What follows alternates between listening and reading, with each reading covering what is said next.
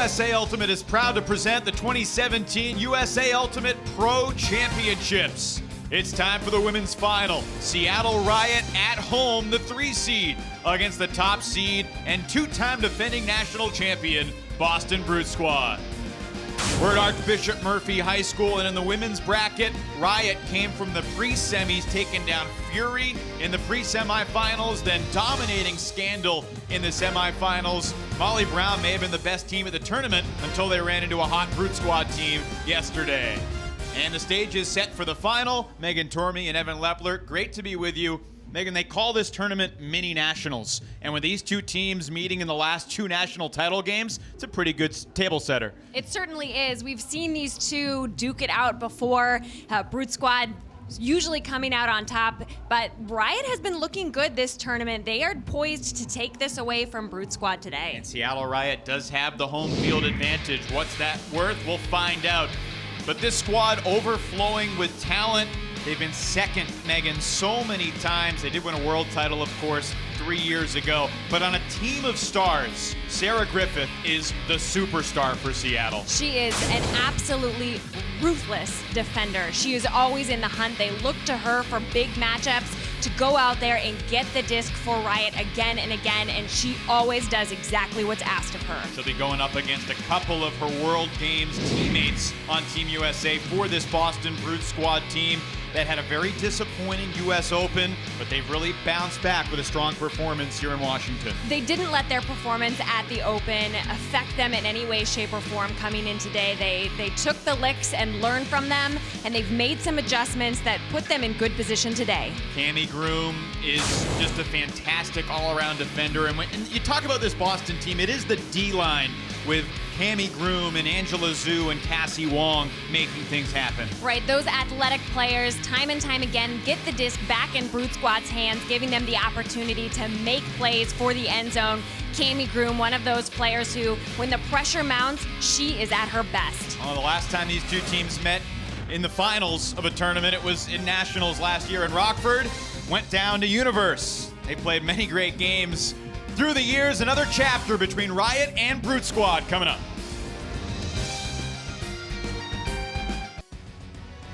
The USA Ultimate Pro Championships are presented by Discraft Ultrastar. Find the official disc of USA Ultimate at more than 1,900 U.S. retail locations.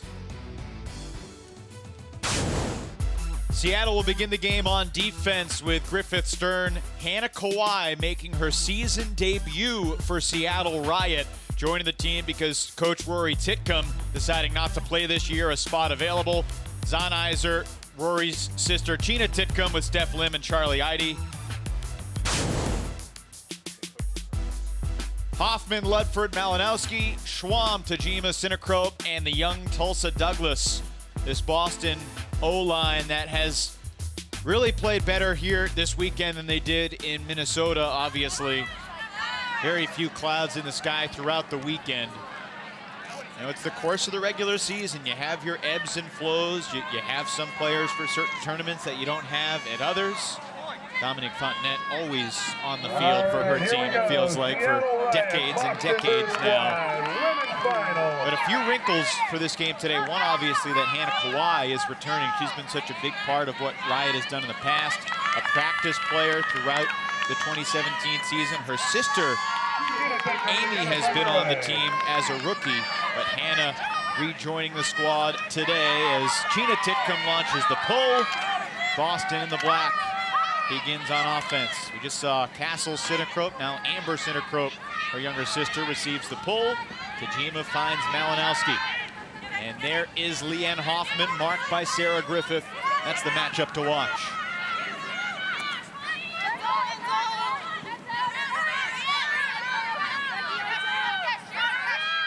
Alana Schwam squeezes it through in the tight space. Tajima, marked by Shira Stern.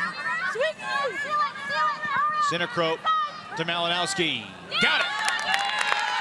And a clean opening O-point for Boston. Great and clever cut from Malinowski, who made it appear as though she were moving towards the left side and then instantly stopped, turned on a dime, Boston 1, Seattle 0. making herself wide open for that catch. Some of the roles of Brute Squad's top players have changed, obviously, from past years. Amber Sinterkrop has done it all. She made Brute Squad as a 16-year-old dozen years ago. She's played now back on offense. Malinowski has expanded her arsenal as a thrower, and really one of the big picture stories for the Boston O-line was replacing Leila Tunnell, because she was obviously one of the most commanding quarterbacks in the entire sport over the past decade. Yeah, Tunnell had an uncanny ability to put the disc perfectly anywhere on the field. When you have a player like that, it really opens up your offensive potential. Brute Squad, good defense requires an entire squad of athletic defenders, and Brute Squad has that. Tunnell being a center point of Brute Squad's offense was very missed when she left. 4-0 in pool play. And then the win over Molly Brown in the semifinals. They get the bye into the semis. Unlike the men's division and the mixed division here at the Pro Championships in 2017, the women's pool play meant a lot more in terms of setting up the bracket, because only the top 6 of the 10 women's teams made the bracket, whereas all 8 teams in the men's and the mixed divisions made it to the quarters. You won your pool in women's, you got to buy into the semis.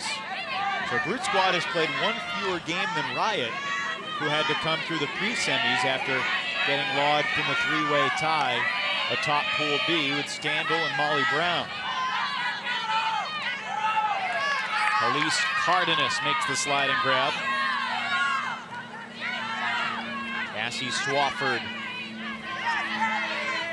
taking more of a leadership role with Riot this year. Off to Kelly Johnson, who overshoots Fontenette, but it finds the hands of Jacqueline Verjou.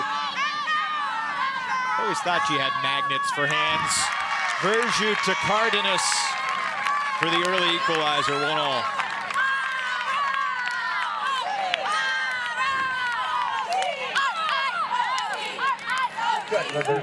Just a little too high for Fontenette, but Verjou heads up play to realize that the disc was sailing a little long and she was in prime position.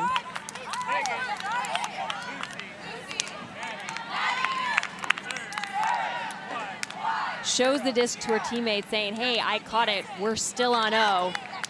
Cardenas, the first to respond, made a couple of cuts till she was open for Verjou. Elise, her 12th goal of the tournament.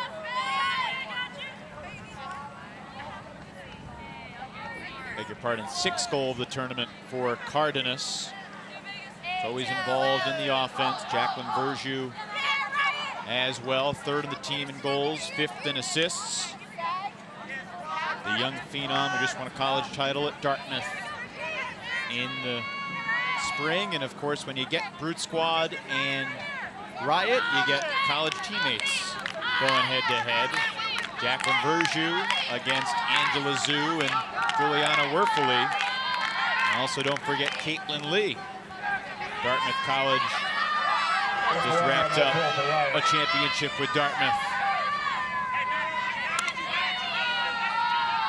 This is Tulsa Douglas, 21 years old, from Amherst, heading back to begin another year at St. Olaf College in Minnesota, heading straight there from this tournament.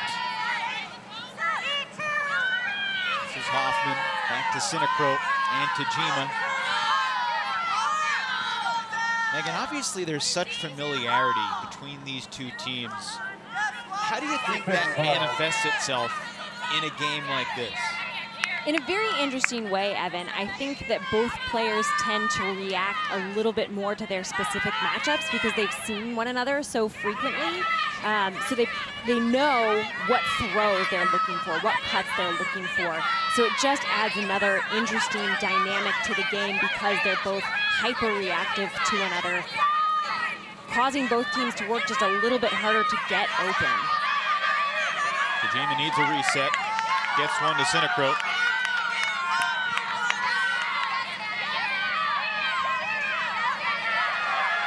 Brute Squad winning the national title this past fall, or a year ago now almost, in Rockford. The year before that, winning it all in Frisco as well. be going for the three-peat in Sarasota in less than 7 weeks.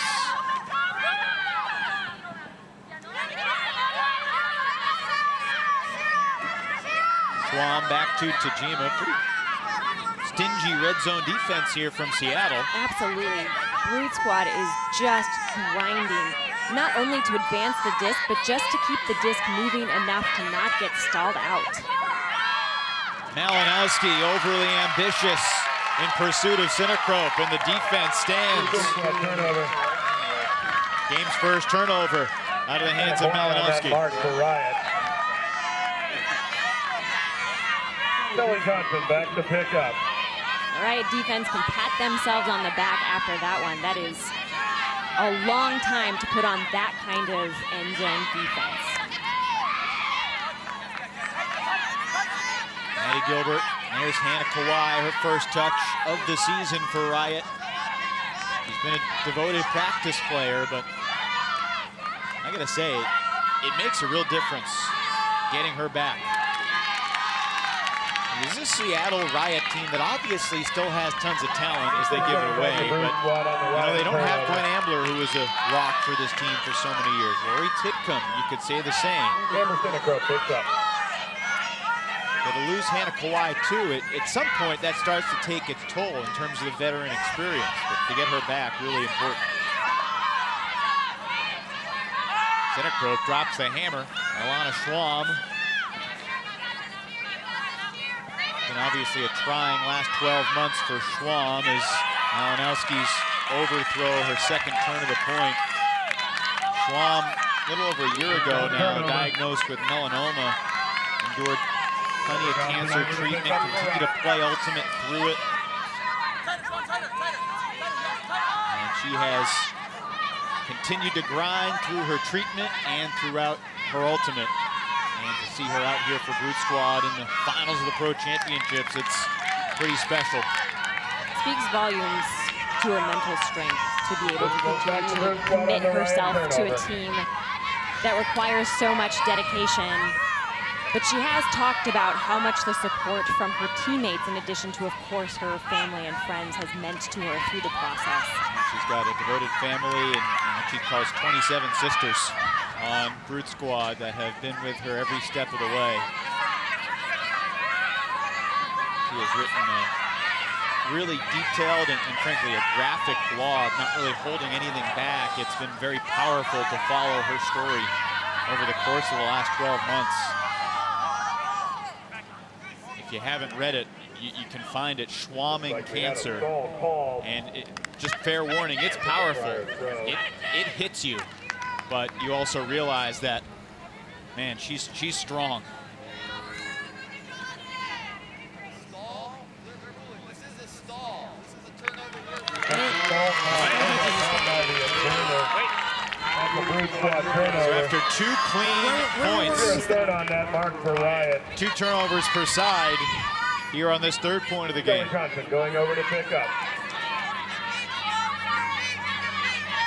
Johnson collects. Griffith.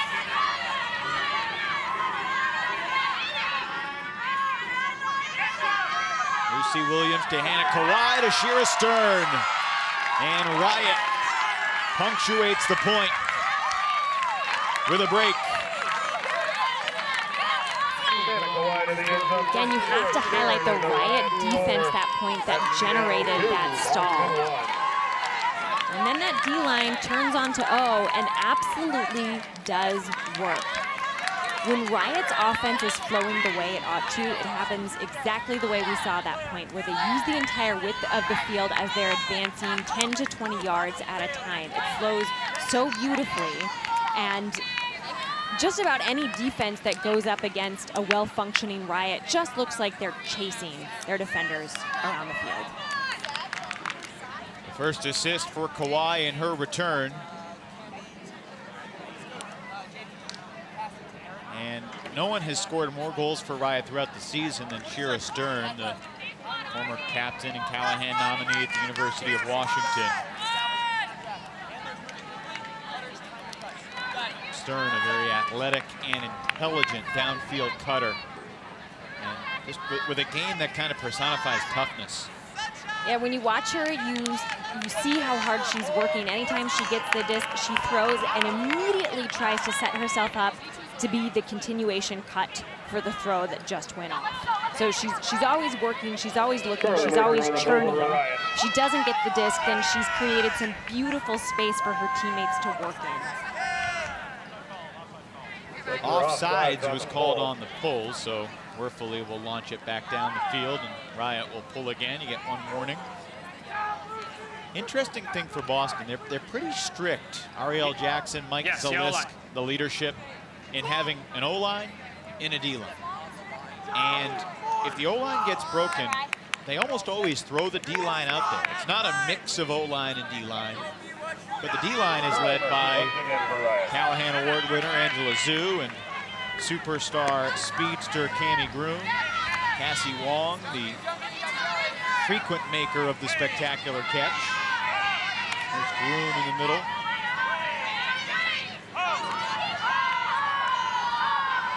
It was a lot of fun watching Angela Zhu go head-to-head with Claire Chastain in the semifinals yesterday. Matchup of former Callahan winners that just really tried to make things difficult for each other. It was tremendous to watch. Wong makes Groom illustrate the tough grab. Back to Zhu. Zahnizer has the task of chasing Groom. There's Shelly Cohen. Cohen's been banged up, really only been playing one game a day here at the Pro Championship, but she has made it count when she has been out there. Big throws. Veteran Lauren Sadler sneaks it through to Werfele. Werfele needs a reset and gets it across field through the gap to Angela Zhu. The Princess layout duo ties it up 2-0. That one will work, but you saw again how hard the Root Squad was having to work just to even consider getting that disc into the end zone. I think that's one thing we've seen from Brute Squad, Megan, over the past few years. They're the type of team that can still succeed against really good defense because they've got the patience and the throwers and the athletes. Like the basketball analogy, they're good at making tough plays. I think you hit the nail on the head, especially when you mentioned their athleticism. That's what I think helps continue to set Brute Squad apart from other teams, is just how well they're able to work and work continuously for the entire length of the game. Their athletes don't get tired, can continue to make those difficult plays, those difficult throws. And, you know, so they don't have Leela Tennell anymore to perhaps make something really easy for the team, but the rest of the team is happy to step up and just continue to grind, both on offense or defense. Chatted with Ariel Jackson about the dynamic of losing Leela Tennell. You can't really replace a player like her. She's got such a unique and polished skill set. And so we haven't replaced that skill set, but you know, every team has different strengths and weaknesses, and try to utilize and emphasize our other strengths in terms of building a successful team in 2017. And there's a throwaway. Soper was looking for Kawhi. Right, turnover. Opportunity for Brute Squad to break back.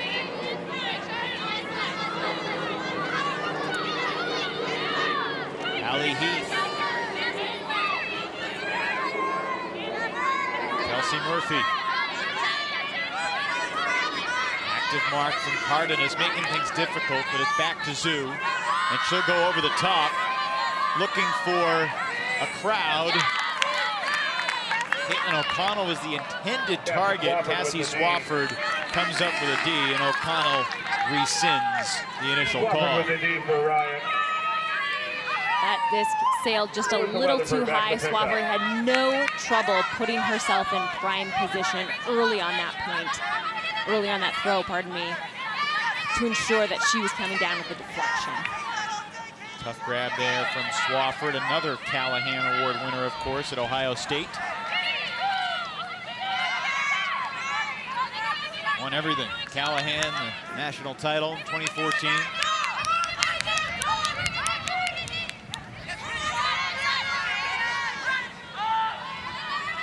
And we've seen several times in the first 5 points, rising stall counts because it's not an easy option downfield for the person with the disc. Tough grab from Swafford.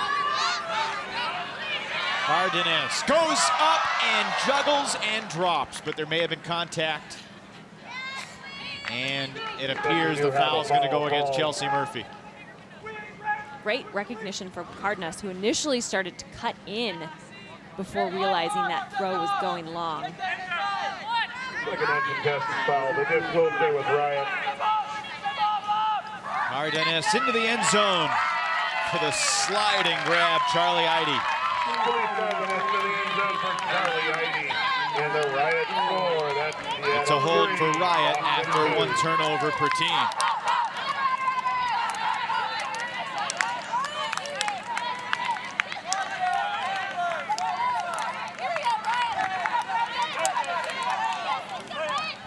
Eide becoming more of a veteran now in her 4th year with Riot.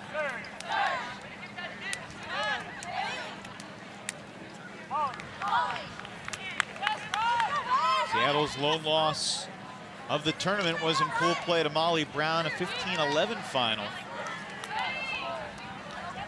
And bouncing back to narrowly edge Scandal in their final game of pool play, a 1-point win over Scandal on Sunday morning. And then they still had to play a pre-semi because of the 3-way tie. Point differential gave Scandal the pool. Molly Brown was 2nd. Riot was 3rd. You had Riot Fury in a pre-semi. And by the way, when was the last time Fury didn't make the semifinals of the tournament?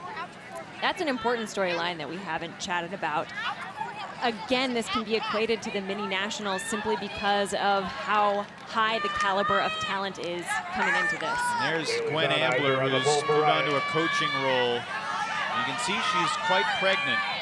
Her due date is actually today, giving new meaning perhaps to the phrase Labor Day. She is determined to remain on the sidelines, and we wish Gwen and her husband the best of luck as they get ready to have their first child. An exciting weekend to win the pro championships and then go into labor later tonight. Who knows? How about that? That's a break for Seattle Riot, quickly converting after the Brute Squad giveaway.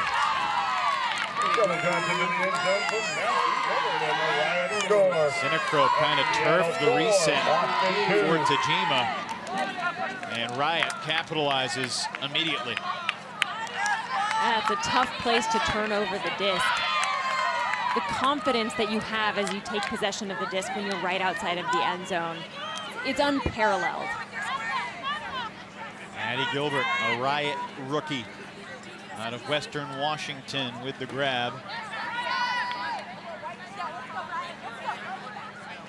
We've seen some shakiness early from this Brute Squad offense.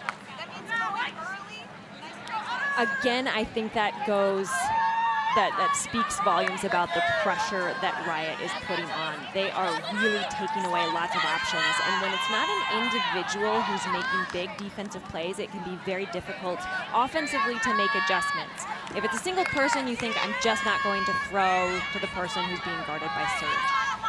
But when everybody is being shut down by this very cohesive defense, it's not obvious what adjustments you need to make offensively to start generating easier flow. Boston keeps its primary O-line on the field. Sinacrope ahead for Douglas. Hoffman, Schwam, Tajima, Malinowski, and Ludford also on the field for Brute.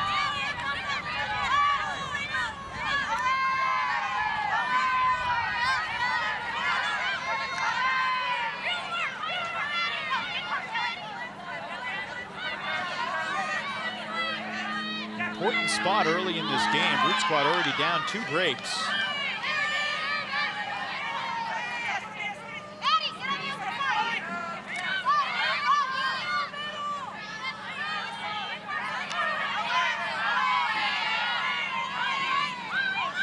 two teams did meet at the Pro Elite Challenge in Colorado on July 9th, a game that Brute Squad won 13-8. Malinowski perhaps trying a little too hard to get it to Hoffman, with Griffith defending. Turnover. It can be so tempting when you see a teammate you trust streaking deep, even though the position is not great. It can be so tempting to put that disc, especially when it feels like you've been having to work so hard for 5 to 10-yard gains. Bailey Zahnizer, quick yards immediately, and then Sarah Davis. Up on the mark, Douglas with a contact. Ariel Jackson was talking about how much Becky Malinowski has improved as a thrower, as we see Brute Squad get the disc back. Her throws have improved, and for a lot of throwers, when you have them, you want to take them, and it's the decision-making that's almost more important than having them. Easy under for Hoffman this time. Tajima, Sinnercrook. Nice job by Steph Lynn preventing the around.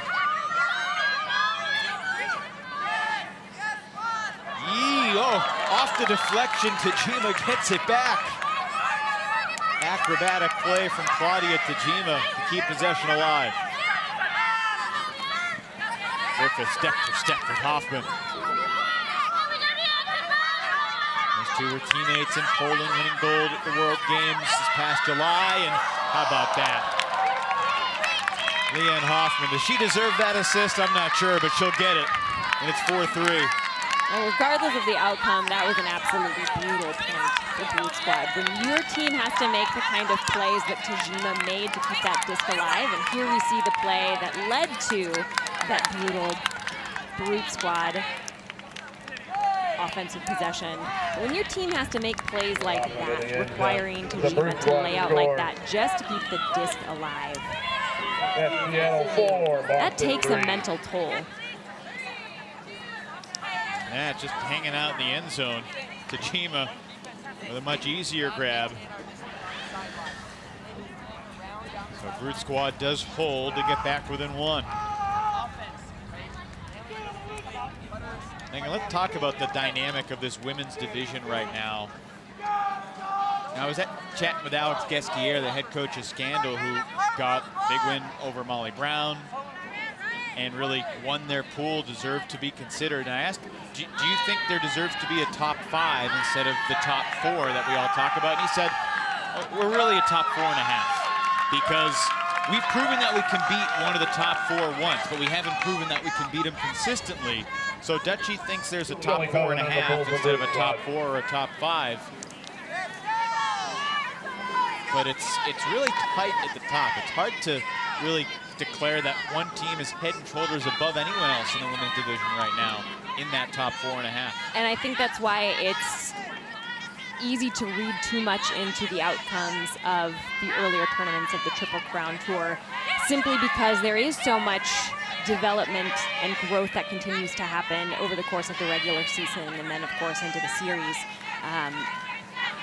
So, of course, it would be a big win for either team to walk away victorious, but that certainly doesn't mean that either one is a shoo-in for winning nationals. It's going to be a grind for these women's team till the very end.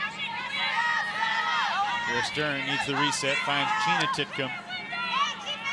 Now downfield, Cohen nearly had the D on Fontenette, but Dom was there.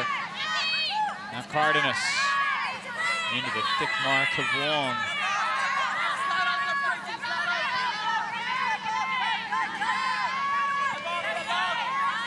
Soper. Riot into the end zone. Alyssa Weatherford picks up the assist. And Seattle holds. At Seattle 5, Boston 3. Sheena get the disc to Soper. Soper is so good at getting the disc safely onto the break side for her team, and not just by a small margin, but rather wide. The team is usually very good at reacting when they see that disc go up, as we see Dom here continue her cut to the break side to be the obvious choice after Soper's break throw goes off. My feet are burning. Got the rubber bank? Yeah. The ageless Fontenette with another score. And Alyssa Weatherford, steady handler for the Seattle squad. I had to bounce this off. I think Very involved in coaching in the Seattle community, like many of her teammates. It's not an accident that Seattle continues to produce talent. They commit the resources to it over and over again. I remember chatting with Alyssa Weatherford several years ago, just saying, you know, you make money coaching middle school ultimate. You don't make money coaching Riot or Brute Squad or a top college team, but that's where you can kind of carve out a career in ultimate, is coaching youth ultimate. And Seattle has made a commitment in their school departments to putting more and more resources into it, and it has allowed them to become a national power in basically every division. During the last final game, the Seattle mixtape winning over the Bay Area Blackbirds, we saw some of those youth present today. So not only are some of the top talents turning and becoming coaches, they're really garnering a very loyal following.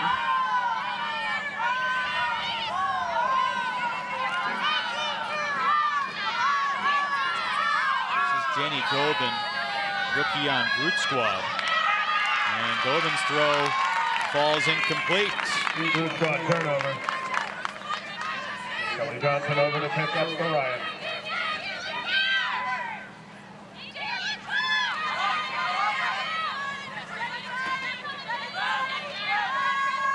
Griffith's throw a little too tall for Johnson, was swatted down by Malinowski. Just back to Brute Squad.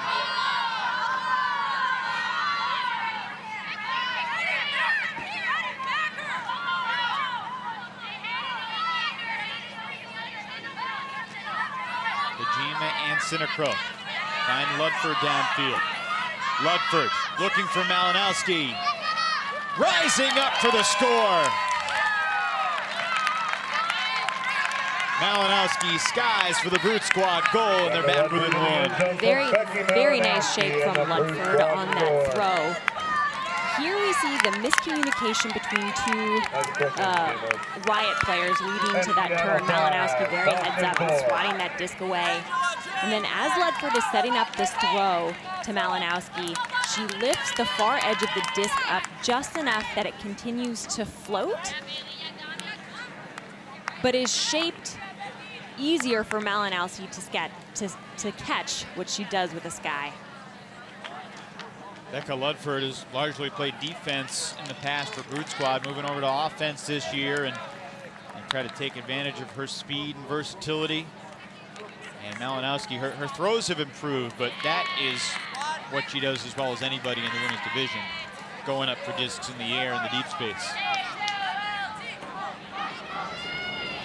I was surprised standing next to her the other day. She's 5'10", but I've always felt like she's over 6 feet tall.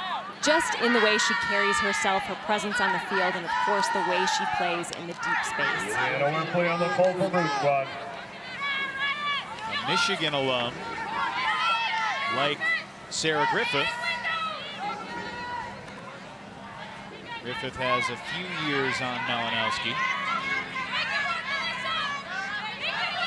Verju makes the tough grab. Jacqueline Verju, she's getting old. She's going to be a junior this fall at Dartmouth.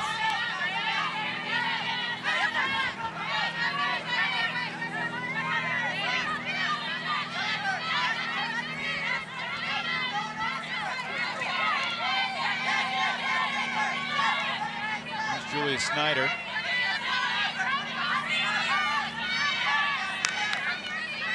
I was thinking a lot about the Carleton Women's Ultimate program, both Syzygy and Eclipse recently for astrophysical reasons. And you had the heavenly bodies, the sun and the moon aligned. Syzygy created the eclipse. And there's Dom Fontenette doing it again. And the Riot score at Seattle 6, Boston 4. You asked Dom Fontenette how long she's going to keep playing, and she doesn't really have an answer. I don't think she really cares about age. It's just a number. I mean, she won a Callahan Award more than 2 decades ago, and yet in her early 40s continues to be a really tough guard. Well, when you play like Dom Fontenette, age really is just a number. She continues to be an athletic presence on the field. Her savvy moves on the field continue to help her get open time and time again. I don't know. If I played like her, I don't think I would feel my age either.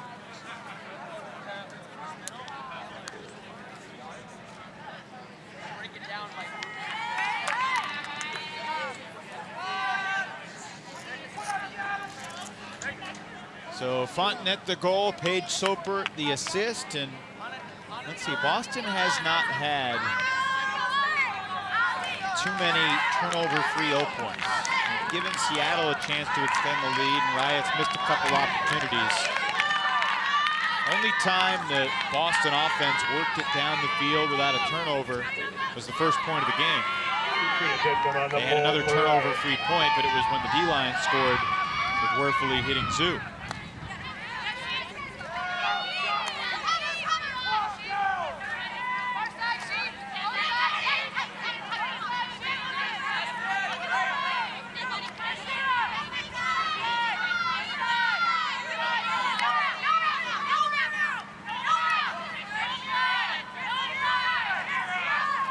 Tajima sneaks through, marked by Stern. Downfield, you've got Kawhi on Malinowski, Griffith still on Hoffman.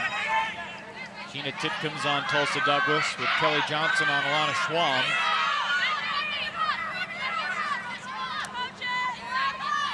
Hoffman fires. Tajima with another strike.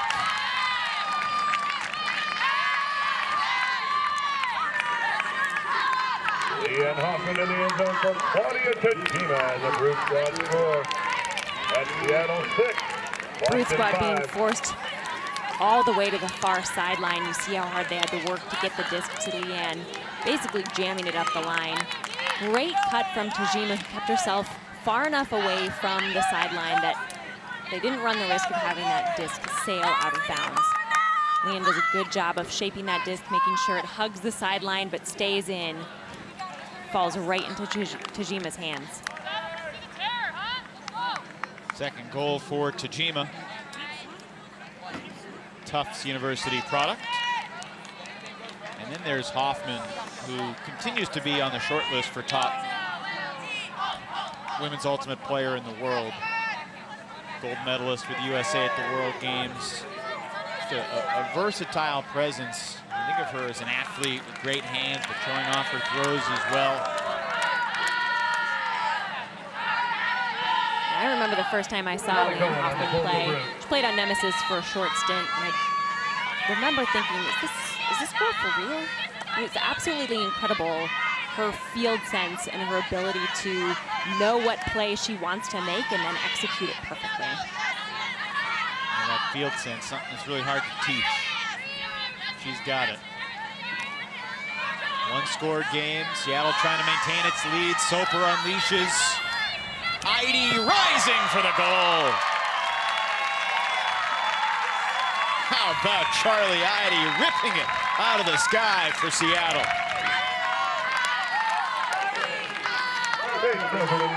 Charlie Heidi brings it in for the That Riot throw score. from Soper just seemed to start to hit the brakes. Heidi, the athletic CrossFit instructor, flying up early, ripping it down declaratively.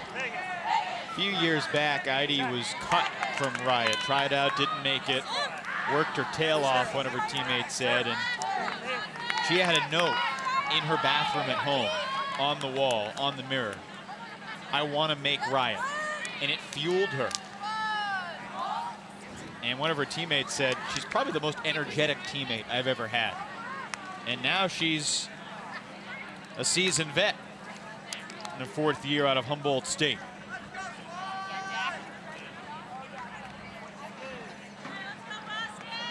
Meanwhile, Soper, teammates with Swafford on that Ohio State team in 2014 that won it all.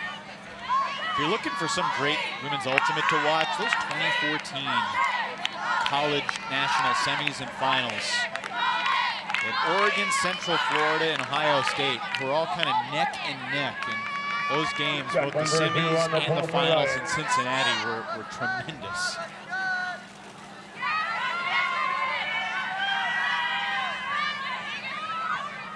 Boston needs to hold, otherwise they'll be down 3 breaks heading into half.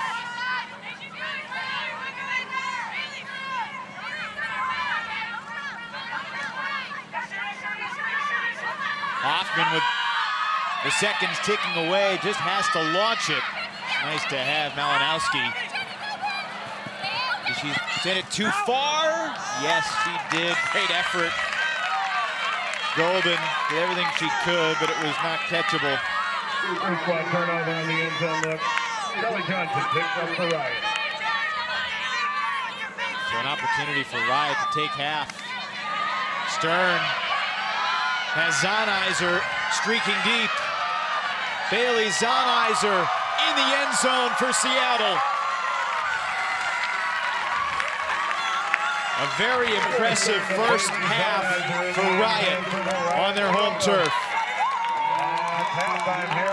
Malinowski's throw sailing just too far by a mere foot. Stern with an incredible forehand flick. A ton of spin on it, getting it all the way to the end zone. Zonizer working hard, but not too hard. That disc was so beautifully put. University of Washington to the University of Oregon on that hook. Longtime rivals, now teammates. And 8th goal of the half brings us to intermission with Riot going through that opening half unbroken, Eagles. They were looking incredibly good. For as hard as Brute Squad was having to work offensively, Riot really looked like they were enjoying themselves, just playing catch with friends. And I'm not saying that they weren't working hard. I'm just saying the task in front of them did not seem arduous. 8-5 Riot at the half, and Gwen Ambler is approaching our headset down on the field for a quick conversation. Seattle trying to make a statement heading into the fall, the series, and everyone thinking about Sarasota about 7 weeks from now. Gwen Ambler, thanks so much for joining us down on the field. What would you say was the key to you guys generating these breaks in the first half? Yeah, the team is having really great defensive pressure across the board. All 7 players are really dialed in, trying to win their matchup. We've generated a lot of pressure on their handler resets, which I think is giving us some opportunities downfield to get the disc back. Offensively, everything seems to be clicking for you guys. What did you talk about going into this game that's making things fire on all cylinders? Well, basically since our last tournament, we've really just been working on the pace of our offense and decision-making, hitting big windows, and those things are paying off right now. You get Hannah Kawhi back. What does that mean for the team? Yeah, she's been such a long-time player on this team and really brings a lot of fire and just love to the game and the team, and so it's wonderful to having her on our squad again. And we'd be remiss if we didn't ask, how are you feeling on this Labor Day? I'm feeling great, yeah.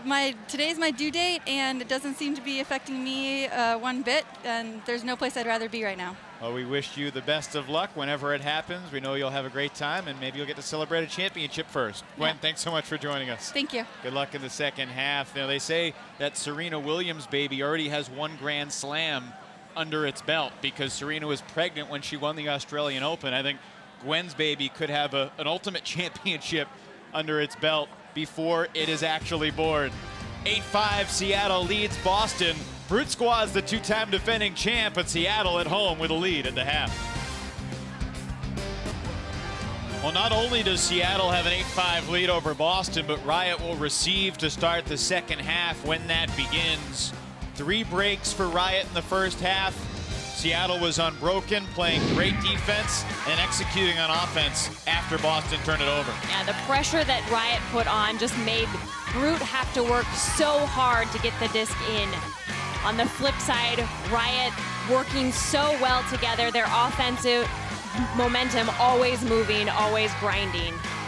A true team effort, that's what you come to expect. You can't really key in on one player for Seattle. They're too deep for that. Right, and Brute Squad definitely worked hard to try and maintain their position in the game, but the scores for Riot came so much more effortlessly than for Brute. Couple hucks near the end of the half. Soper to Eide rising up. That made it 7-5, and then Stern to Zahnizer, quickly capitalizing off the turn to take half 8-5. Seattle Riot used to coming in second place, especially when facing Boston, but they are the home team and trying to make a statement heading into the series. This event formerly known as the Pro Flight Finale. Last year, no one that won the Pro Flight Finale went on to win nationals. Seattle hoping to change that this year.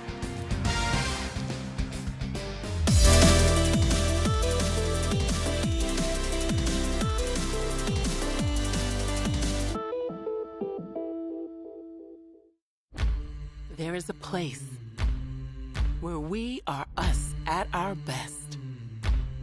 A place where everyone is welcome. Regardless of age, shape, skin color, or anything else that tries to box people in. A place where we defy the odds, defy the naysayers, and even defy gravity. A place where it's accepted that success doesn't belong to the faint-hearted. It belongs to the brave, to the determined. A place that knows grit, knows grace, knows bright lights, and knows empty bleachers.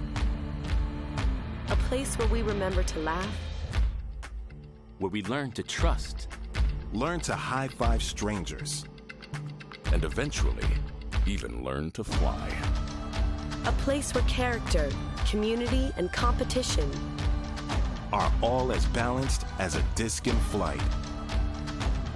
That place isn't in a stadium or on a field. That place is in the spirit of our players.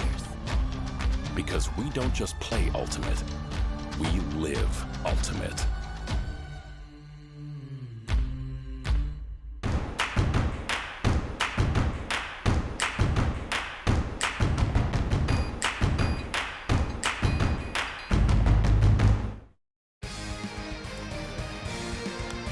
It's Riot 8, Brute Squad 5 at the half in the women's final of the USA Ultimate Pro Championships here in Everett, Washington. Ariel Jackson, head coach of Boston Brute Squad, thanks for joining us.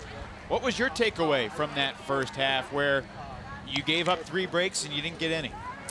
Yeah, I think we're close to the defensive pressure that we need to apply, but we're definitely not where we need to be. And on offense, I think we need to reestablish the trust in each other that we're not trying to do too much individually, get the disc moving a lot faster, and time our cuts off of the handling movement. What game time adjustments can you make to get from where you are right now to where you want to be defensively? We'll change up a little bit of what we're doing and give players an opportunity in a slightly different look to make some plays happen. And again, just reestablishing that trust, so over the first, second, third point of the game, we are focused on doing our individual role and not trying to make the play in one pass. All right, I asked Megan earlier this. I'm curious to get your thoughts as well. The familiarity that you and Brute Squad, you and Riot have playing each other so often, how does that impact the game when each player knows their matchup theoretically super well?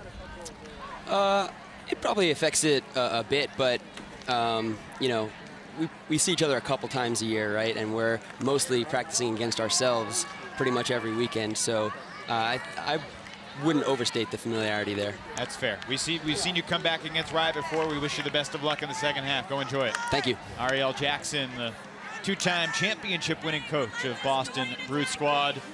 Got his work cut out for him, though. Seattle's got the home field advantage and a 3-point lead and the disc when we return.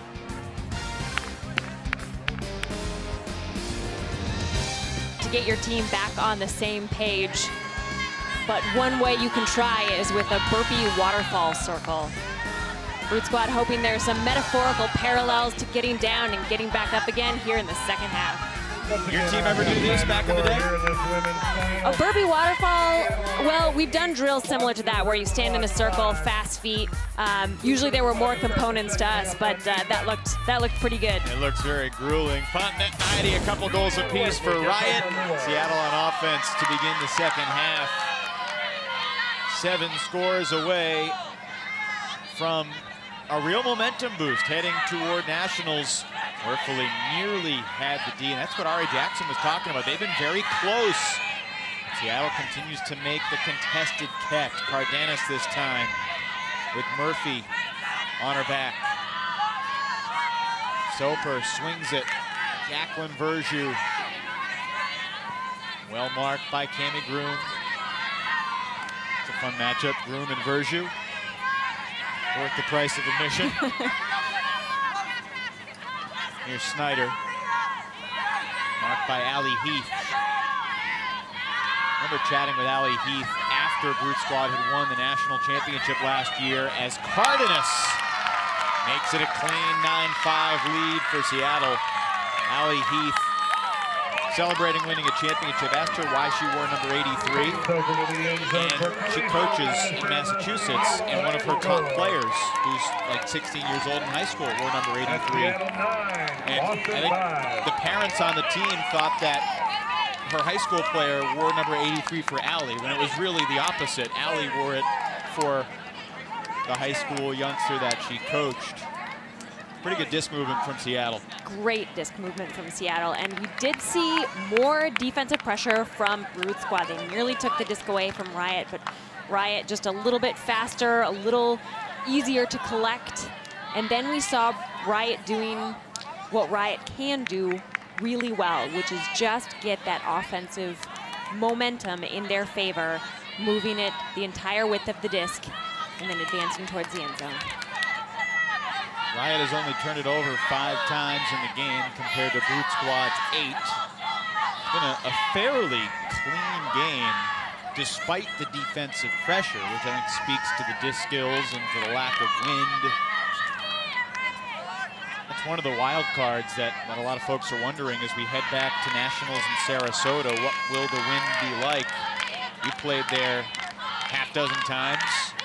What are your primary memories of the conditions of competing in Sarasota? In 2012, there was either a hurricane or a tropical storm elsewhere in the country, and the winds were absolutely incredible. I mean, I played on one field that was positioned upwind, downwind, and as you might imagine, just trading points the entire time. Actually, it was nemesis against Brute Squad, and we managed to score the only upwinder point, which enabled us to win that game. One upwind break or hold could be the difference. It's been interesting this week, and I feel like you end up with wind in almost every tournament, but not really here in Washington this weekend. Up in Burlington, it was pretty tranquil. Similarly today here in Everett, closer to Seattle. I spoke with Ariel Jackson on Saturday, and I said, frankly, I always appreciate at least a little bit of wind, and he said that he agreed. It's nice to have just that tiny bit of resistance. Especially when you have the defense that he's got. Tajima's in the end zone. Good disc movement there between Sinacrope, Tajima, Ludford, and company. There's the turnover free hold for Boston. That was definitely the easiest offensive point that Brute Squad has had. Every time they looked down the field, there was a cutter already moving to the open space. So the choice was always obvious. Claudia Tajima, usually thought of as more of a handler distributor, has found the end zone 3 times for goals. So Tajima, veteran, one of the many Amherst products on this Brute Squad team. The veteran Amber Sinnerkrope and Angela Zhu and Chelsea Murphy and Emily Bacher, who's not here this weekend, but a key member of the Brute Squad D-line. Remember interviewing Emily Bacher when she was not quite as large as Gwen Amler from a pregnant perspective, but Emily missed a season and now back on the field after the birth of her child. Kelly Cohen on the pull for Brute Squad. If Boston's going to get back in the game, it's this D-line that's certainly more than capable of getting them back into it, led by Cohen and Zhu, Caitlin Lee sprinting down there on the pull. But when you're going against Verjou and Cardenas and Fontenette, hard to generate breaks. At the moment, Brute Squad's having trouble generating turns. Well, there's one. Vicky Negus in the passing lane, I beg your pardon, that's Caitlin O'Connell. Well, your statement still stands, Evan. This is the first time we've seen that from Brute Squad today. When typically that's very characteristic of their play on D. Murphy ahead for Negus. One thing about this Brute Squad team, over the past couple of years especially, when they get a turn, they've got the offensive firepower on the D-line to punch it in. And Cohen's laser beam caught by O'Connell. Give her the acrobatic bookends for Boston. Kelly Cohen to the end zone for Caitlin O'Connell and the Brute Squad score. One down, 2 to go in the break department to get back in it. Kelly Cohen doesn't mess around with her throws. And she put that out knowing O'Connell would have to go get it. O'Connell laying out, but keeping her hand up and free to make that grab. Big point for O'Connell, now in her second year on Brute Squad. Native of Albany, New York, out of the University of Vermont. Previously played in the mixed division with Boston Slow White. And perhaps the turning point. Remember O'Connell's impact at 9-7. And this Brute Squad roster has a fresh Canny Groom and Allie Heath and Juliana Warfley on the field now for this next defensive point. With Rachel Cramer and Erin Ray. Ray is such a big part of Slow White's championship in the mixed division last year. Juliana Warfley on the pull for Brute Squad. Warfley with a very nice pull. Kelly Johnson. Kawhi with an error. Johnson put it right in her hands, and Hannah Kawhi in her season debut for Riot fumbles it away. This is Ray. Trying to get it off the sideline, squeezes it through. Caitlin Lee, very difficult catch, and she'll find Cramer in the end zone. Rachel Cramer, a Paideia product out of Atlanta, gives Boston a second straight break. There's the simple drop from Kawhi. Here, Brute Squad moving the disc quickly, but I really like Kramer's pine cut for the score there. She started it from just wide enough so that her right side, she could clearly see the disc coming in towards her. She was able to keep her defender at her back so that catch was uncontested. Rachel Cramer was a Callahan nominee at Tufts. Caitlin Lee, probably a future Callahan nominee at Dartmouth. And that's the thing about Brute Squad when they get rolling. The multiple waves of defense that they can throw at their opponent. They may have that as their #1 reason they could win. Now, Molly Brown has a bunch of reasons they could win it all, and so does Fury, and you can make the case for a lot of different teams, but that's the case for Brute. Yeah, that's fair. That's Brute Squad's X factor, if you will, is that once the train starts rolling, you better watch out. Brute Squad has played 1 fewer game than Riot. This is the first game of the day. I wouldn't think the legs would feel too much different for Brute or Seattle. One team that didn't have to play an extra game, did have to travel cross country. There's Cassie Swafford.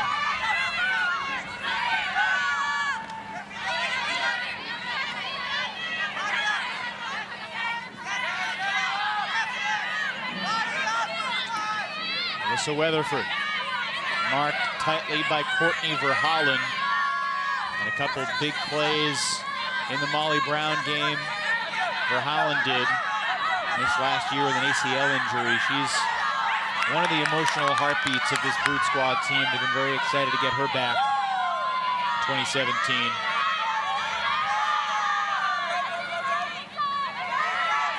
Weatherford got a contact call, resetting the stall count there. And then Soper, unable to make the catch, but a call might bring this back. I think Weatherford was again hit by Verholland on the mark. That aside, again, Brute Squad's defensive pressure definitely starting to increase. Earlier, we saw Riot able to make downfield throws for yards again and again. And now they're having to work a lot harder, throw a lot more fakes before the obvious cut opens up. Well, a 2-0 run from Boston ended when Cardenas makes it 10-8. Another goal for Khalees.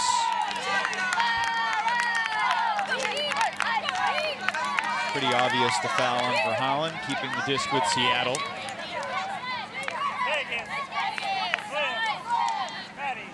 Haley Zahnizer, someone else who's really come into her own. She was a very good player in college, Callahan nominee at Oregon, but kind of like Shira Stern, gaining more versatility, more confidence. And nice throw. That's a beautiful throw. I mean, it was sailing back towards the end of the end zone, but started to curve at that point so that it didn't go out of bounds. And I liked it not only because it was executed so well, but it was a great decision by Zahnizer, who recognized that Brute Squad was starting to push them under. And so she decided to take the deep space. Of course, it helped that Cardenas was cutting deep, but now Brute Squad has to respect the deep game again as they were starting to suck in defensively. Zahnizer now 27. Curious to ask you, and it varies for everybody.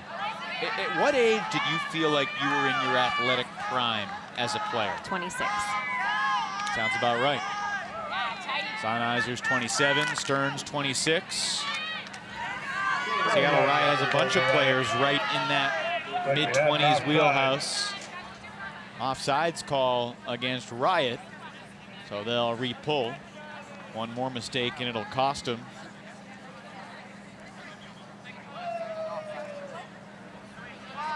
Of course, it feels like Dominique Fontenette is still in her prime. 42. And because that was the second offsides, Brute Squad is going to take this from midfield. That's their second offside of the game.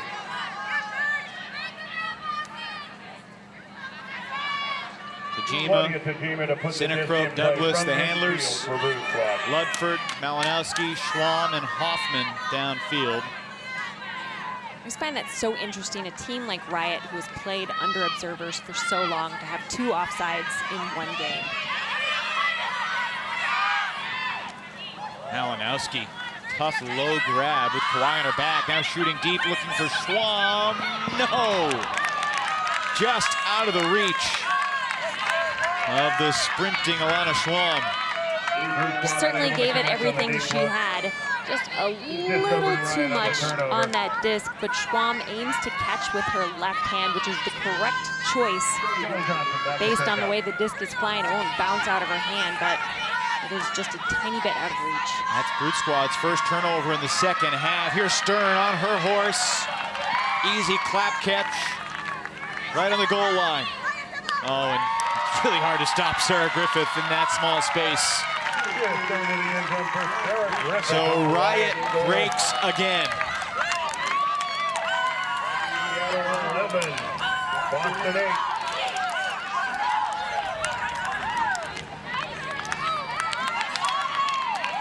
This happened pretty quickly. Johnson to Eide. That is a gorgeous rip. The precision on that shot, the tight release, fantastic rotation, perfect angle. Yeah, beautifully put. Stern runs it down easily. And I like the way Griffith approaches Stern. She looks like she's cutting wide, gets herself just in front of Leanne Hoffman, and then cuts across the front of the end zone. You never were unlucky enough to be matched up with Sarah Griffith, were you? If I was, I'm sure I blocked it out of my memory for obvious reasons. Yeah, Serge, she's in her early 30s now, but she's still got it in the mix as well with Hoffman and players like Georgia Boscher and Claire Chastain and Gina Cartagena, Manuela Cardenas. Top women's ultimate players in the world right now. How about the news that Manuela Cardenas, who helped to lead Columbia Revolution, expecting to join Denver Molly Brown for nationals? That's a very exciting story. Mostly because I'm thrilled to be able to see her again in person. She is such a one-woman highlight reel. Yeah, it's a gift for Molly Brown, but really it's a present for all of us who enjoy watching it. It'll be interesting to see how she mixes in. The plan is to get her involved with a practice weekend or two, maybe regionals, but it's possible that she won't get to play with Molly Brown against another team until nationals. Chatting with Joe Durst, the head coach of Molly B, basically just have her play defense, don't try to make it too complicated, let her use her athleticism. Kind of the way Jesse Schaffner has infiltrated with the Molly Brown defense. Now Jesse's been practicing with them throughout the season, so there's that different dynamic there, but they're similar players, Schaffner, Cardenas. I think that's a smart move on the part of Joe Durst, and I think that culture-wise, Molly Brown's going to be able to adjust to that well.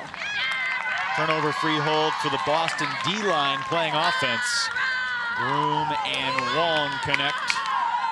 And it's a two-goal game again, 11-9. Brings it in for the Brute Squad score. At Seattle 11, Boston 9. I knew you got to be teammates with Cammie Groom. Actually, I didn't. That was the, I Right. took off 2013, and that was the 1 year she played.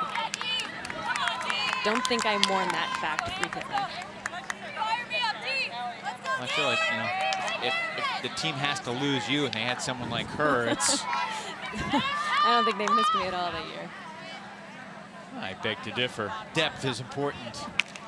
Cammie Groom, her first assist of the day out of Washington University in St. Louis. A lot of people were very surprised when she was one of the cuts from the World Games team. And you know, it's such an interesting dynamic. I'll acknowledge that I was more surprised by Cammie being cut than anybody. But I also understand it. And it's not like I could pick one woman who made the team and be like, well, Cammie deserved to make it over this person, because it's all about different roles. And I was chatting about this with Dutchie, the head coach, yesterday. Now, I could have envisioned a scenario where Ashlyn Joy made the team, and then maybe you take Cammie Groom and rely on more female cutters, and Carolyn Finney, who's more of a handler, doesn't make it. But because they didn't take Ashlyn, it's all about putting the puzzle pieces together. Obviously, they did a decent enough job to win gold, but you know, it's an interesting conversation to have after the fact, and I think you can see Cammie Groom got cut and Claire Chastain got cut and be shocked, but it's just about finding the right pieces for those roles. And people have talked about how both Claire Chastain and Cammie Groom might be the two leading candidates for Player of the Year this year in the women's division. Yeah, you made a great point. It's not an easy, obvious one-for-one. Clearly, they put the pieces together well. There's Jacqueline Verjou going over the back of Vicky Negus. And Verjou's catch brings Riot within 3 of a win. Seattle 12, Boston 9. I mean, there was a time where we'd be like, oh, this is incredible. And now we're just like, this is what Jacqueline does.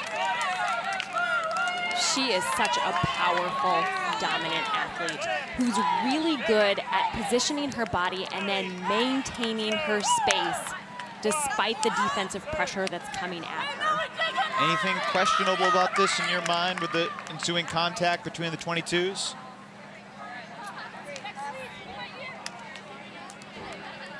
No, I don't think so. To me, it looked like Verjou was attempting to jump straight up, but because she had been coming from running in a certain direction, there was a little bit of momentum in that direction as she was jumping up. And Negus had her momentum going the other way, and there was a kind of inevitable collision. Exactly, but I think Verjou had the clear and obvious play on the disc so that any ensuing contact, had that contact not been there, I don't think the outcome would have changed. Another pretty good throw from Charlie Eide. Good attention on the pole for Riot. Boston's O-line back out there. Boot squad centers to Tulsa Douglas. I have the feeling we might say that many, many times over the next decade. Boot squad centers the disc to Douglas, but here an error from the young 21-year-old who's heading back to captain her college team at St. Olaf this week. Griffith, Johnson makes the crafty adjustment. Kawhi. Stephanie Lim forcing Griffith to the sideline, inbounds.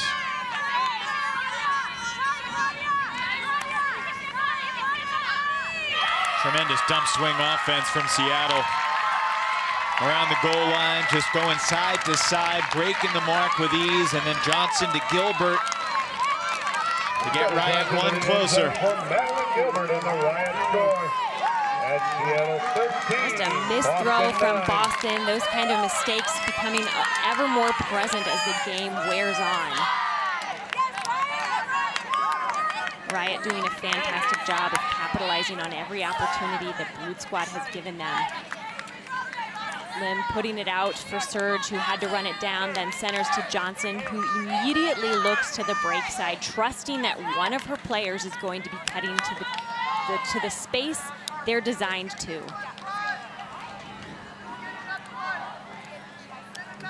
Well, Maddie Gilbert seems to be fitting in, 21 years old herself.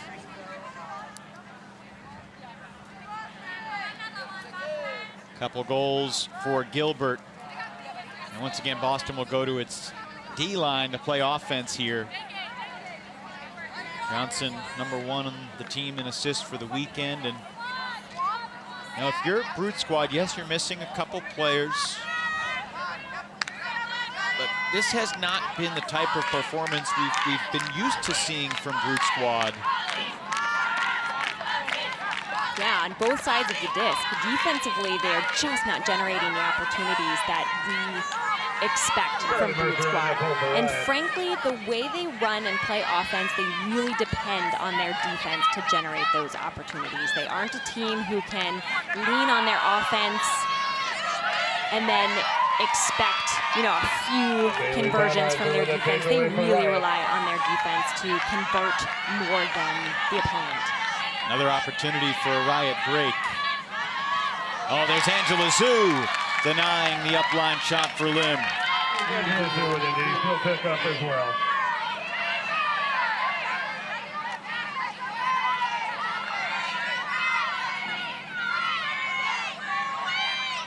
It's hard not to really like this Boston D-line for what it is.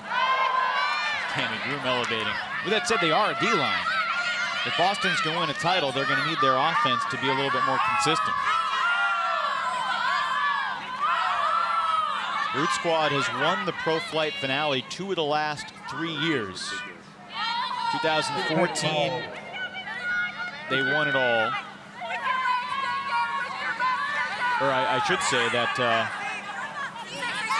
2014, they won the Pro Flight finale. Scandal finished 3rd in the Pro Flight finale, went on to win nationals as Zahnizer bids near the goal line for the D.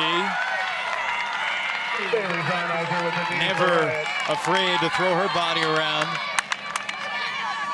I think individuals who make a bid at the front corner of the end zone are in a class all to themselves. They're the ones who can recognize so many different things at once.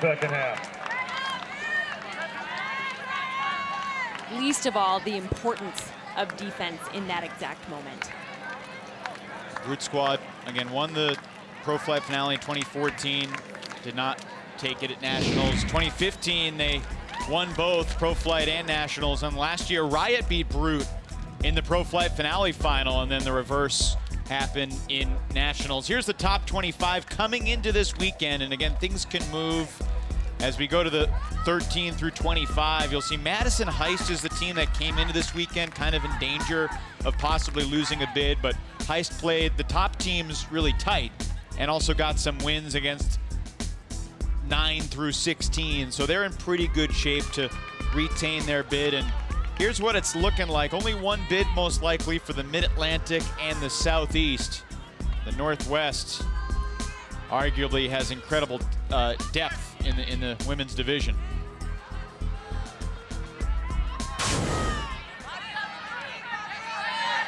And those numbers could move around a little bit based on the results of this weekend. This is the finale of the regular season, the second leg of the Triple Crown Tour. You could have a Triple Crown winner in the mixed division. Seattle Mixtape has won the first 2 legs. There will not be a Triple Crown winner in men's or women's, of course. Seattle Sockeye won the US Open, but falling in the quarterfinals here yesterday. And Medellin's Revolution stealing the show at the US Open. They sure did. Yeah, there will be no Triple Crown for men's and women's for entirely different but equally interesting reasons. Just some different performance issues in the men's division. Like you said, Revolution clearly stealing the show and the hearts of many with their performance in the US Open. A pick downfield.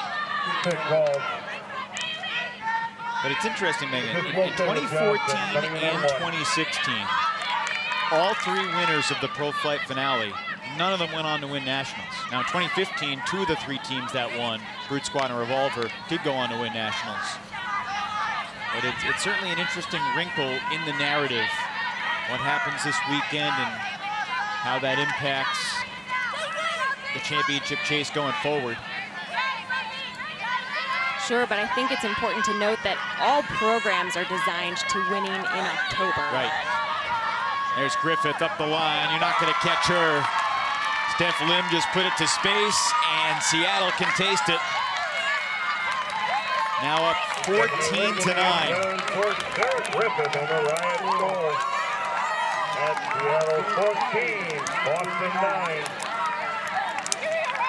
So you see Serge throw and then immediately go get the disc. So she's always looking to churn, to work for her team. And with her speed, frequently it pays off. Serge grew up in the Midwest in Michigan. Played hockey, played football.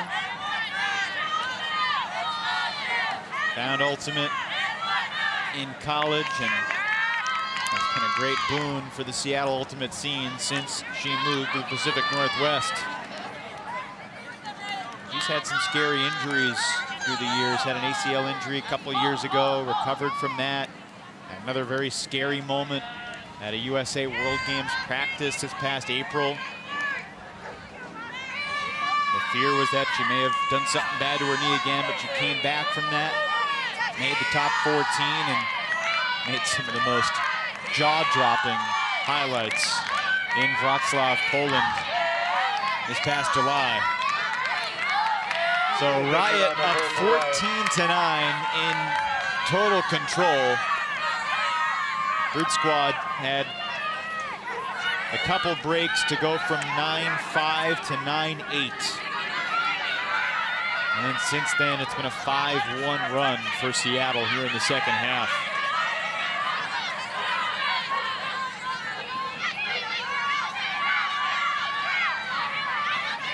And again, Eagles, you're seeing the downfield defense from Riot. Through 23 points, is that your primary takeaway from this game? Absolutely. This has been some of the best Team D that I have seen. It seemed to let up just a little bit at points during the second half, but here we see them clamping down again. I mean, I don't even know what to think. This is absolutely stifling. I can't imagine what it's like to be on offense, to look down the field. Notice that your teammates are working, right? This is not a product of your teammates being tired and not cutting. Everyone's working, but the shape of everyone's mark on Riot right now is uniform. And the perfect mirror to that is the way that those downfield defenders are positioning themselves, making every cut absolutely laborious. Here's Douglas to Hoffman, and wow. It's probably not Boston's day when you see that type of mistake from Leanne Hoffman. Going back to pick up. These two teams met Colorado. It was 13-8 Brute Squad. Riot trying to return the favor. A 5-goal win for Brute, and Riot looking to punch in a 6-goal victory, and somehow that disc was kept up by Gina Titcomb. She called a timeout. May have been a foul on the throw. I'm not sure how Gina makes this catch in the arms of traffic. The arms is right. She linked elbows with Synacrope and still managed to dig up that Frisbee. Wow. She got it. No question.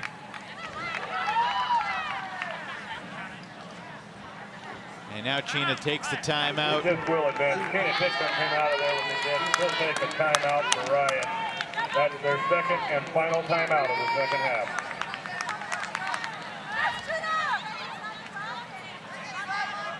Seattle on the doorstep of wrapping up a victory in the Pro Championships. It would surely be a momentum boost and a confidence builder for this team that has had up and down success. They haven't had a big tournament win this season. They played well back at the Solstice, but that was way back in June. Since the Triple Crown Tour began, it was Boston Brute Squad. Then Deanna Ball's Columbus rival got the win at the Select Fight Invite on their home turf. Medellin Revolution, the story of the U.S. Open. And how about Chicago Nemesis playing well in a really jumbled field with Heist and Seattle Underground and Atlanta Ozone. A lot of different teams were in the mix. There was a lot of topsy-turvy results in that wild weekend. And I think the winner of the Pro Flight finale of the Pro Championships here in Washington puts themselves in an interesting spot heading into the series. Right, they definitely have the target on their back when they win this Pro Championship game. But, you know, to think back to the mixed final, I really think that Mixtape is looking like their performance is consistent, right? It doesn't seem to be a product of peaking. And similarly, Seattle here looking like this win is a product of them putting the pieces together and not necessarily because this is the best that they can accomplish. That's a good point. They certainly will have things to grow from this. Like that possession out of the timeout was not the smoothest. Tajima gets her hand on the disc for the D.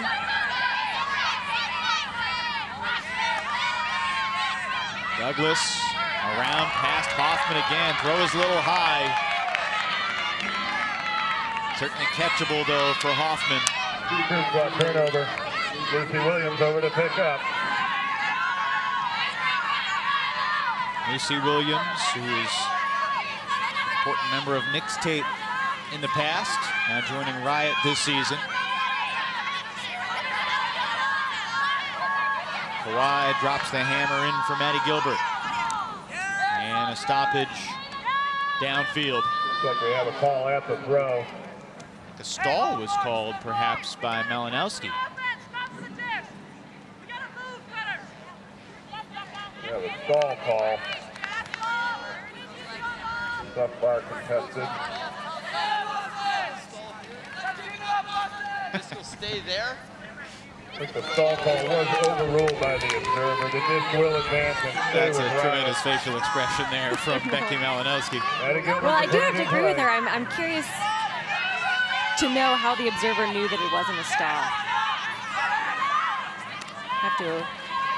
I imagine from his position it's difficult to hear the stall count, but maybe I'm incorrect. They're also counting it in their heads, and if someone counts 10 before he's gotten to 7, that's not a stall. With the knee.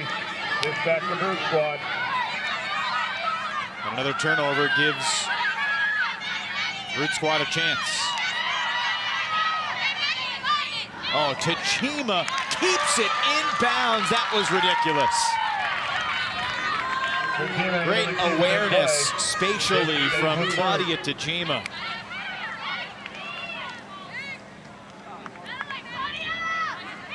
Pick called. Check it out.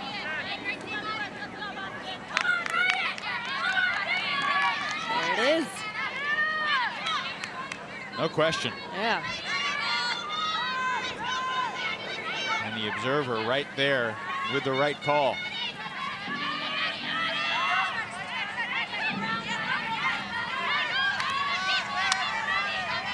Hoffman winding up. Schwam and Malinowski both going deep, and it's Alana Schwam who will dump it off to Malinowski. Becka Ludford finds Schwam for the score. Becka Ludford to the end zone for Alana Schwam, and the Brute Squad score. That's Seattle 14. Very nice put from Hoffman to Schwam. But that's the story of that point, still definitely Tajima towing the line to keep that disc in Brute Squad's hands.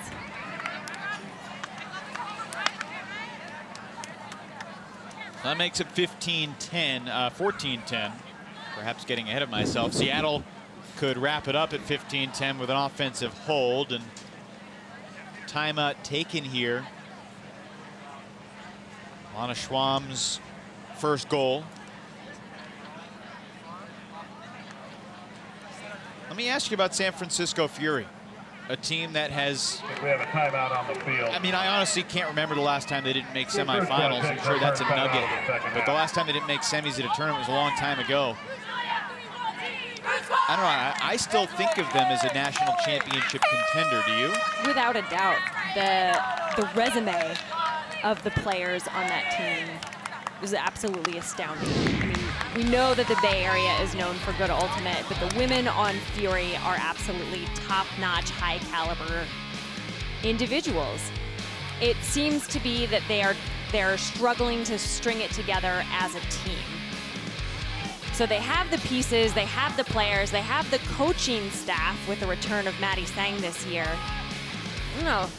We'll see if they just need a little bit longer to put all of those pieces together, or if this is someone else's year.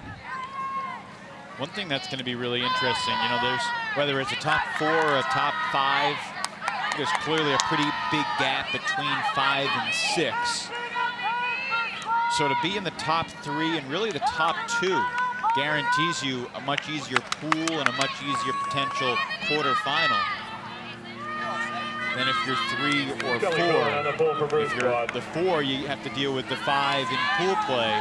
If you're the 3, you have to deal with arguably the loser of the 4 or the 5 in a potential quarterfinal crossover. Well, that's a really good point. The implications at nationals for how you go in are very large. The difference between, with all due respect, playing against Traffic in a quarterfinal versus Scandal or Fury, if you're one of the top 3, Molly, Brute, or Riot, is there a contest? pretty substantial.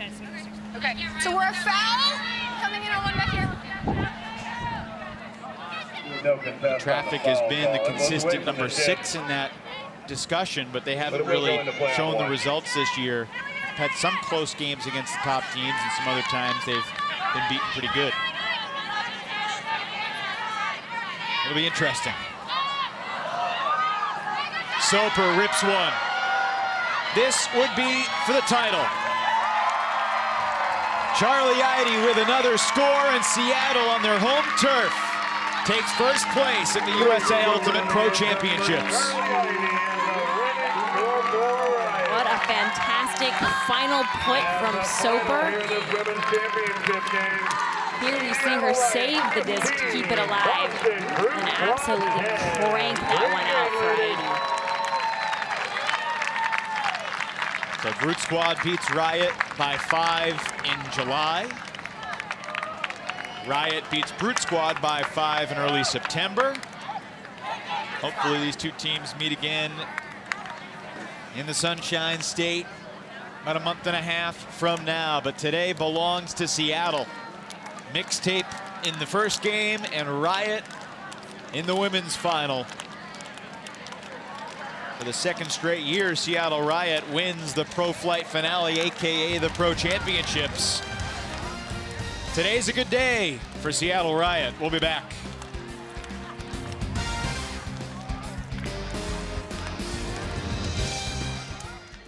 Presented by Discraft Ultrastar. Find the official disc of USA Ultimate at more than 1,900 US retail locations. Well, it's not for us to say what exactly this means going forward in terms of who's the favorite heading into the fall, but Seattle with a pretty impressive statement today, 15-10 over Boston Brute Squad. Charlie Eide had one heck of a game. Congrats on the victory, Charlie. What was the story of the game today in your mind? How do you guys create such separation against this championship squad? I think the focus for us going in today was trying to be efficient with the disc on offense and kind of creating pressure situations at practice so that we're not making mistakes that don't need to be made when it comes down to the finals or an important situation. A lot of times I think we rely on counting on getting the disc back, and we've just been trying to create pressure situations to really put the pressure on us to not make those mistakes. What was the mood on the sideline as plays like your great grabs in the end zone just continued to advance your momentum towards the end? Again, I think our focus is kind of away from those big plays and more just on the small things every single moment that creates those big plays. The tight windows created over and over again on defense that allow for blocks, or the big windows on offense that we can create, getting resets, moving the disc from side to side, allowing players to make big plays by creating the opportunity through hard work and discipline and doing the little things right all the time. You've had a lot of big games against Brute Squad, and they've beaten you a bunch, and you get one back today. What will be the key to maintaining this kind of performance heading into the series? I think continuing to focus on the little things, continuing to focus on our game, continuing to focus on creating that pressure situation, keeping ourselves from beating ourselves, and not worrying too much about what other teams have been doing, but just continuing to focus on what we can do, loving our teammates, and working hard together throughout the rest of the season. Is there an example of a little thing that you can point to either in today's game or this weekend that you'll be emphasizing going forward with the team? Yeah, I think being tight on the matchups, I think we created a lot of really small windows on defense that can sometimes not necessarily be the thing that you're noticing, but creating those small windows is what creates turnovers, or when they have to throw pass after pass after pass without gaining yards, that's what can create a turnover and an opportunity for us on offense. Driving really hard with our legs to create big windows. Things like that, I think, are what we'll continue to focus on, and I think maybe that's an example of a little thing. All right, Charlie, one of your teammates a couple years ago said that you're the most energetic teammate ever, so it was fun to watch you play out there today. Congrats on the win. We'll see you in Sarasota. Thank you. That's Charlie Eide of Seattle Riot, a 15-10 win. Another look at the Triple Crown Tour, which has now concluded for the regular season portion. We still got the series and most important sequence of the season coming up. But still, this gives Seattle Riot a lot of confidence to know that they can battle hard against Brute Squad and come out victorious. Well, Seattle wins on their coast. The next time they see Boston will be on the East Coast in Florida, although it will be the West Coast of Florida. So maybe that'll help them out. The Discraft play of the game, Jacqueline Verjou roofing Vicky Negus. Caitlin O'Connell was coming to help, but she didn't get there fast enough, and Verjou won't be the last time she's the recipient of the Discraft play of the game, that's for sure. Your final thoughts on this women's division here at the Pro Championships, Megan. Riot coming from the pre-semis beats Fury, Scandal, and Brute Squad back to back to back. Yeah, Riot really turned on the Jets when it was important. They've made the adjustments necessary early in this tournament, and that showed by a large margin here in the finals. That defensive pressure that they were able to put on, I mean, if you're a coach, take a look at that and try and get your team to emulate what Riot was doing to Brute Squad in this game. The one team Riot lost to was Molly Brown, but Brute Squad took out Molly B in the semis. And Riot, the queens in the women's division here in Seattle this particular weekend. For Megan Tormey, this is Evan Lepler saying so long for now from Archbishop Murphy High School in Everett, where Riot takes it by a final of 15-10. Machine and Revolver in the men's final coming up about 45 minutes from now. All games airing on the ESPN network, streaming live on the ESPN app.